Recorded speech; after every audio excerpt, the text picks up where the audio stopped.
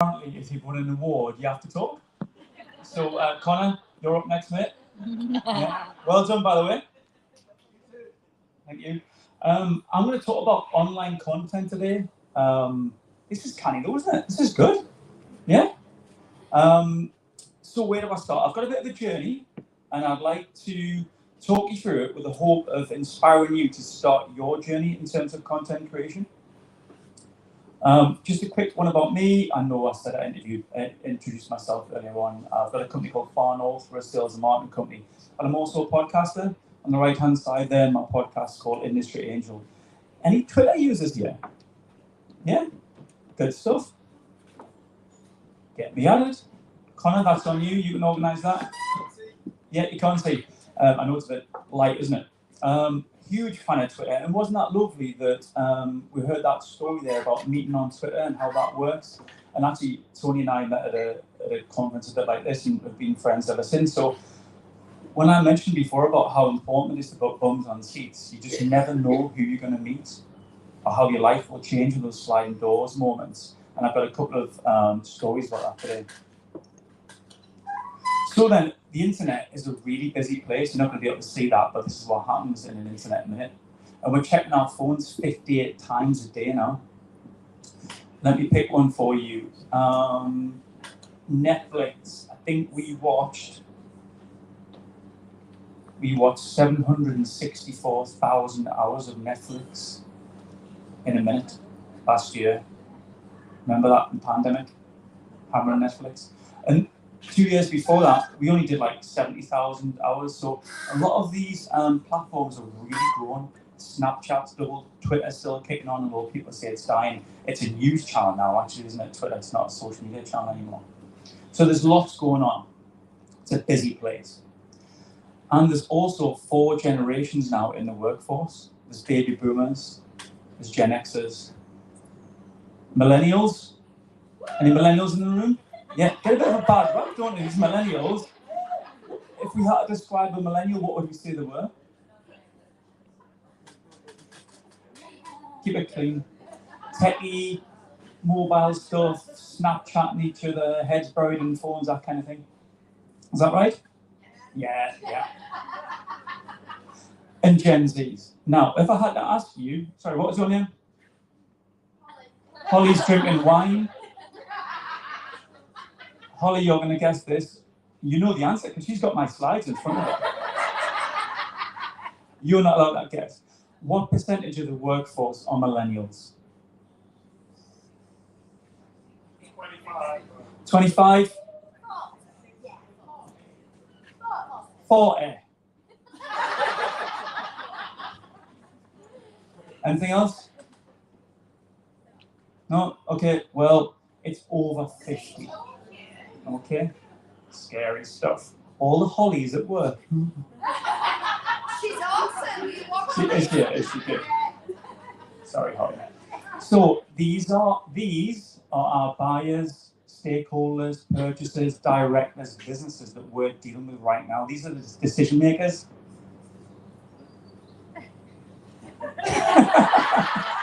So if they've got their heads buried in their phones, surely we need to be in their heads. We need to be on their content, because these are the people we're dealing with right now. So you won't be able to see that, but Matt's my son. He looks good on there, actually. Yeah, looks good. He's a handsome man. Luke loves Nike. Get your hands off. He loves Nike. Okay. Luke and I are really big fans of Nike, and Nike, it's 55 years, actually over 55 years old. Nike, born in Oregon, in the States, and they produce some good content. They've got a YouTube channel, about 1.7 million subscribers to their channel, so quite inspiring stuff. And I'm sure everyone owns a bit of Nike in this room, or has worn a bit of Nike. Yeah, and I'd also be bold as to say that you probably know their strapline, which I absolutely love. Just do it. No matter what your age is, your ability. Tony dragged me around 7 miles of my hometown the other week, and I was bloody knackered. And I just did it for you. I love you, man. Yeah. So yeah, just do it. We can all just do it. So this is 30 years old, this strapline. Now my daughter, Jess, That was an older photograph of Jess when she was a dancer, but she loved the makeup, absolutely mad for makeup. Now she's 13, she's a content creator herself there, very accomplished. Daddy's girl. Now, Jess loved James Charles. Do you know James Charles? Yes? A bit controversial, won't James Charles? 22-year-old, New Yorker, YouTuber, does makeup and stuff on YouTube. 24 million subscribers, I think, to his YouTube channel. So he doesn't have the decades and decades of pedigree that Nike has, or the loyalty, or the brand attachment. So how is he doing that? It's through content, killer content, really good content. Okay. Now, is there any marketers in the room? Yeah. You're all marketers.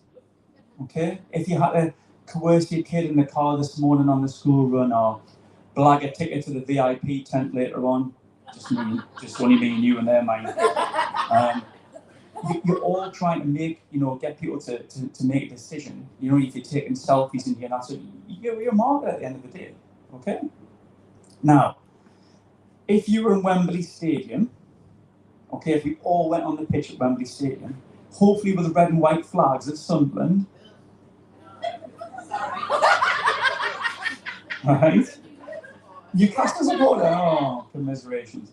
So if we all went on the pitch and we asked all of those 80,000 people to shout out their value proposition, so 1, 2, 3, and then a massive sea of buy my stuff, check us out, we've got awards, we were founded in 1994, we just don't care. It's very, very noisy. And you know how this works, you're all on LinkedIn, right? You get a connection request, slide into your DMs, don't you? With that, buy my stuff, here's my PDF. You just don't trust them, you don't know who they are. So how do we stand out from the crowd then? And it's through killer content, because that's what we need to do. We need to cut through all that noise. That know, like, and trust factor you hear all about. So how do we do that? Well, it's through authentic, incredible content. Authentic's not a dirty word, It's just a little bit overused by marketers. But we're in that age of authenticity now, especially after COVID. We love the behind-the-scenes stuff. So you might not be able to see that, but if you can, apologies for the bad haircuts. Before I broke off my corporate chains, as I mentioned earlier on, I was head of global sales and marketing for a software company. I was commercial director, and that saw me travel to the Middle East, Far East, Malaysia, that kind of thing. And I loved books. So I set myself the challenge of, my partner will laugh at this, I don't read now, do I? But at the time, I set myself the challenge of reading the top 100 books as recognised by the BBC. And it was great. Tolstoy, Steinbeck, Orwell, but Dostoevsky's intense, right? Like Moby Dick, you see Moby Dick, it's like this thick, classics just don't turn me on. So I kind of cheated. I started listening to MP3s. So I was commuting with Emily Bronte in my ears and traipsing the streets of Beijing with Huckleberry Finn, and it was good, and I made it, and I got through the 100. I say got through, some were painful. But then I found internet radio as well. Can anyone remember AOL dial-up? Yeah. How awesome was that? MSN chat rooms. Yeah. Great stuff. Were we chatting in the chat room once? No, wasn't that? No. So, but that was great. The world was at your fingertips. You could really start to dial into some awesome stuff. And I used to listen to internet radio. My hero was a chap called Art Bell, who was doing it out of his lounge actually in Nevada on Coast to Coast AM. And I started really getting the audio at that time. And then I found the podcast button on my iPhone. Wow, that was it. I was off. Lots of different genres, lots of different things I was interested in. I could download those podcasts. And my book consumption fell off a cliff. Unless it was The Happypreneur by Tony Robinson over here. Yeah? So yeah, I don't read too much now, unfortunately. But I love podcasts. And I thought, I wonder if you can start your own. Because some of the podcasts I was listening to were very Americanized, a little bit cheesy, lots of sort of adverts and that kind of thing. But I wanted to hear stories because we're all made of stories. We've always loved stories, you know, and if you can wrap your marketing message in a story, then it's great. So I thought, I wonder if I could interview people and hear their stories, their entrepreneurship stories, their failures, their pitfalls, their ups and downs and that kind of stuff. So what I decided back in the winter of 2015, I think it was, I'd create a podcast. I started writing notes, I did a bit of research, and you probably can't see that, but there's lots of things to do, all in the winter, and I thought, right, just do it. Put your money where your mouth is. If you can't find a podcast, you can do it yourself. And I did. I started Industry Angel from my bedroom. And when I did my research, I could see there was a real rise of content, especially in the States, and we always kind of follow them, don't we? There was a real renaissance in audio, because it had been around before, but it died off a bit, but it's really come back again. Now, what I was wondering is, though, as a micro business myself, I didn't have these things here, producers and directors and, you know, guest bookers and people to, you know, do all the editing and normalization, all this weird stuff. It was just me.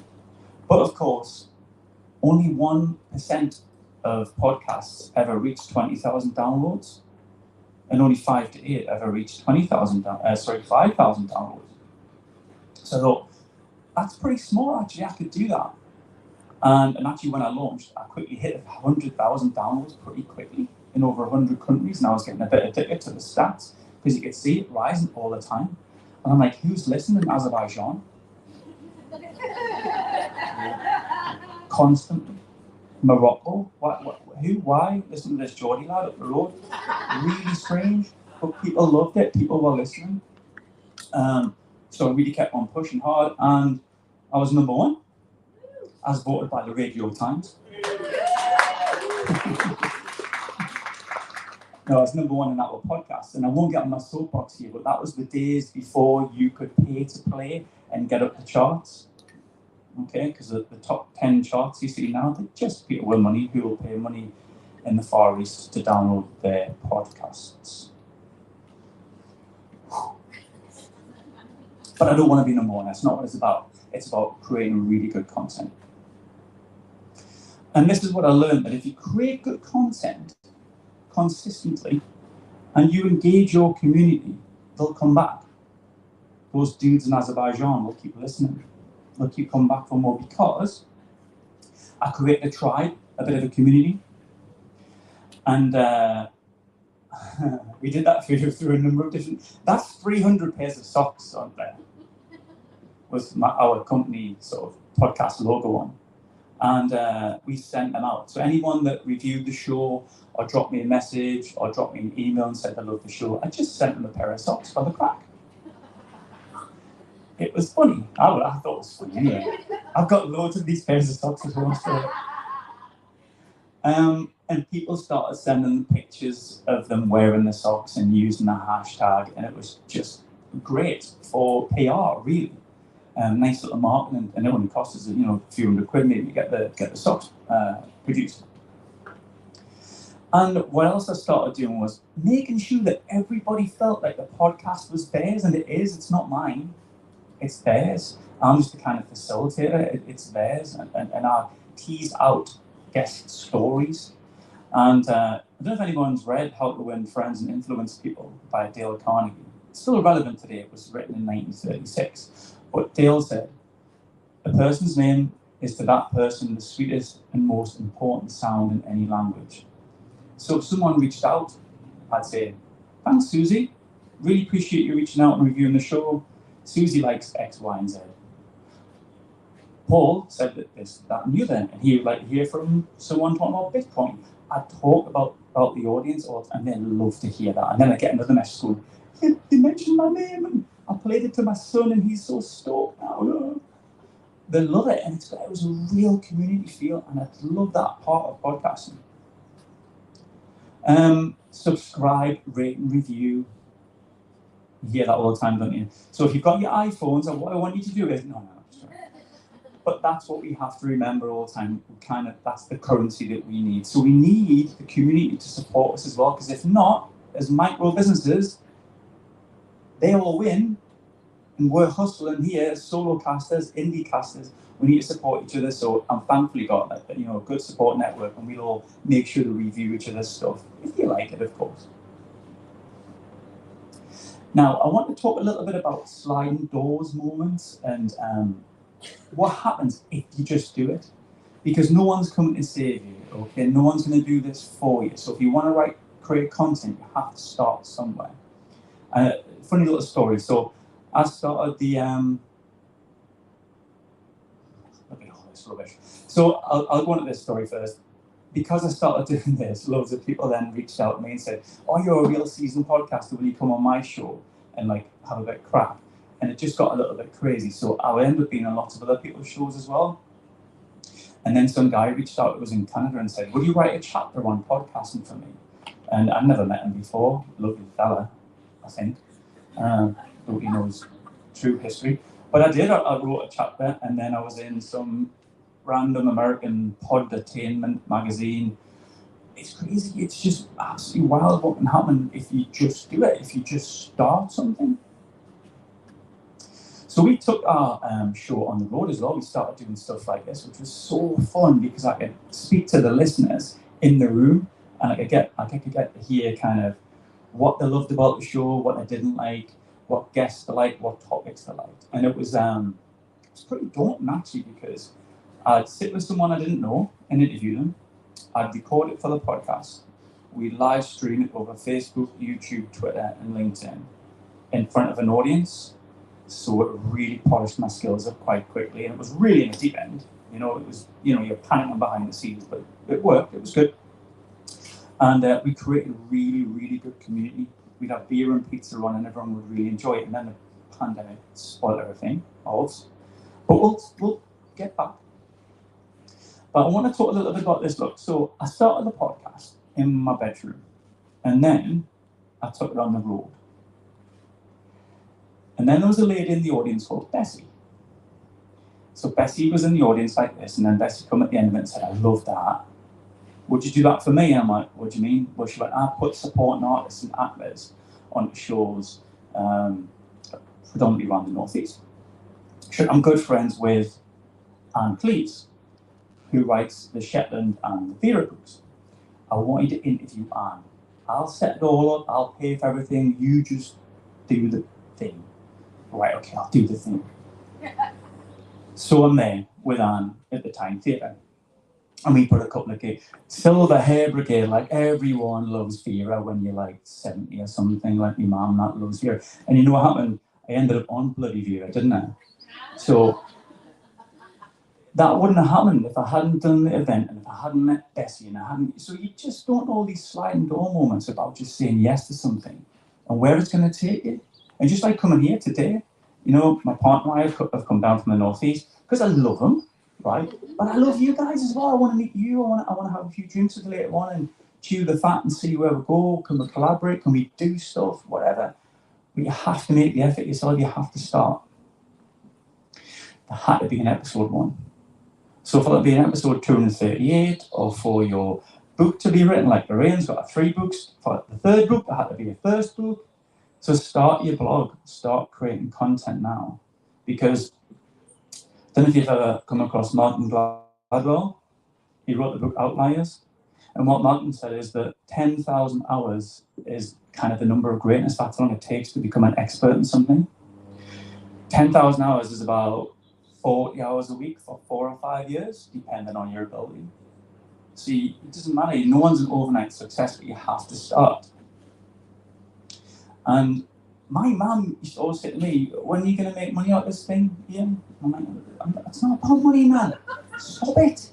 She's always trying to monetize everything. Little hustler. He's Irish as well. So what I say is you make money because of your content, not from your content. So don't worry about monetizing stuff. It's brand creation, it's credibility, it's authenticity, it's growing your LinkedIn profiles, and it really raises your business behind the scenes rather than trying to make money from the actual content.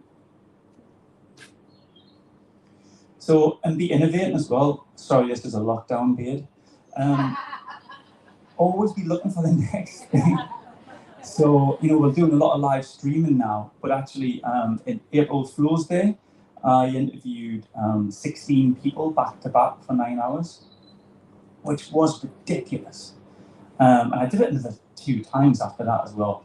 But I learned a lot from that as well. And I was creating content for people because lockdown was lockdown back then. We didn't have Zoom fatigue at the start. If you remember April's 1st, you were still in party mode, weren't you? You know what I mean? You didn't realise it was going to be like another 2 years away. So that was fantastic. We had great crack by creating content. I learned a lot from that. So always be innovating, always be looking to change your content up, pattern interrupt. And as you can see, they're experts are made, never born. So we have to do that 10,000 hours. We have to put the hard yards in. We've got to start somewhere. We have to keep doing it, So you all have a story. I know you do because I've checked you all out before I come. Okay, there's some good stuff here, but no one's creating content at a really high level. Well, maybe some are, but I want to see more, and I want you to tag us in it as well, because I really want to see it. But you've all got a story to tell. Now, if you don't tell the world, you're doing yourself a disservice because you're awesome. Okay, so tell a story, create that really killer content, really plan it out, create some good stuff, but go all in, 10 out of 10. Be consistent in it, but just have fun as well. Okay, really enjoy what you do, else you kind of really want to do going forward. So thank you much for listening. Thanks so much for listening. Thanks for your time. I've really enjoyed it, and I'm looking forward to spend the next couple of days with you as well. And I'll have a couple of pints with you later, maybe. Is that all right? Yeah. Cool. Okay. Thank you so much.